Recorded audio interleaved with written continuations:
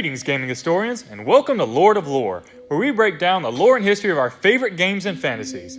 Today, we're going back into the world of Amalur to discuss the mysteries of one of the darkest powers in Amalur, the Niskaru. While the Naskaru have a powerful presence in the game of Reckoning as deadly enemies and allies of the Tuatha De Danann, players are given very little information about who they are and where they come from. However, by diving into the game's deep lore through books, dialogue, lore stones, and even artwork from Project Copernicus, we can get a closer look at who these destructive beings are.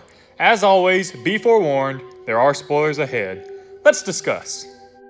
Our player first meets Niskaru when exploring the Theater of Fate with Agarth, and he explains that while most Niskaru have been driven out of the Feylands, some of them still exist in the deepest places of Amalur, particularly in the ruins of their old enemies, the Arathi. As the Fateless One continues on their journey, they discover that the Tuatha De Danann have made a pact with the Niskaru, even summoning the greater Niskaru Balor. The player can also come across many other quests that explore other facets of Niskaru lore, particularly in the Warsworn faction, the Faragnos questline, and even haunting legendary ruins. So the question is, what are the Niskaru? According to information found by talking with Warsworn and discovering certain lore stones, the Niskaru are powerful beings from a world of pure chaos, and the Niskaru seek to spread this chaos magic and destruction to all the known world. Where exactly the Niskaru come from is unknown, but books about the Firstborn indicate that the chaos they embody originates from a realm known as Telogris.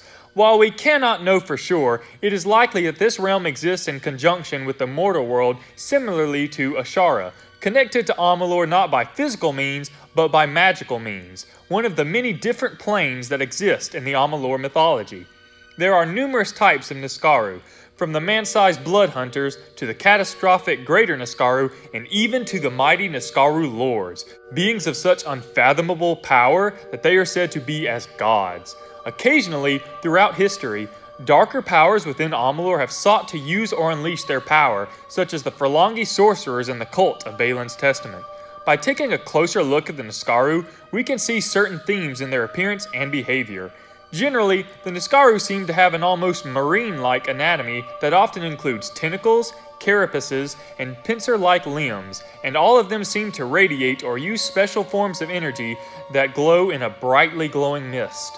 In addition, scripted game events and concept art from Project Copernicus indicates that the Niskaru invade the world through special portals and may even create hives to surround and invade areas of the world.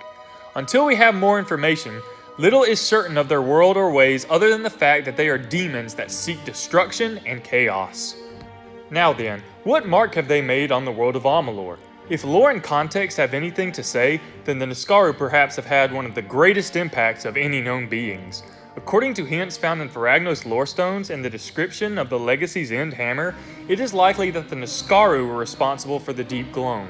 From what we can understand, the Niskaru likely caused the destruction and the wastes that plagued the surface of Amalur and drove the younger races into hiding. And the lore stones that speak of Faragnos are perhaps an example of the events that took place in the Deep Gloam. Only by the efforts of the first ones, the powerful Arathi, were the Niskaru defeated and many of their greatest champions, such as Kamazandu and Faragnos, imprisoned. However, one day the Arathi vanished, and unfortunately, enough Niskaru were still present to present a major threat to the world. So it became the duty of the Firstborn, powerful warriors following in the footsteps of the Arathi codes and wielding their magic, to hold the Niskaru at bay. After generations of war and preventing the great Kamazandu from being released by the Furlongi, the Firstborn were successful in driving out most of the Niskaru from the Feylands, and ever since the demons could only be found in ruins and dark corners of the world.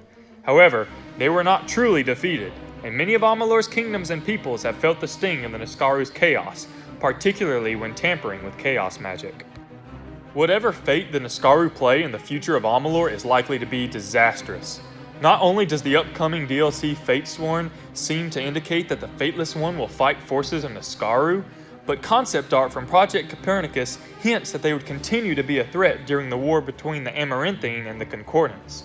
One artwork seems to indicate that a cult uses the Eye of Balor to gain dark magic. Another indicates that the great Kamazandu is released from his prison and free to unleash his destruction. Only time will tell. What is the nature of the Naskaru and their chaos magic? Will players in future content be able to explore the world of Telogris? Leave your thoughts in the comment section below, and remember to drop a like and subscribe so my channel can grow. Feel free to comment what you would like to see next, new videos every week. God bless.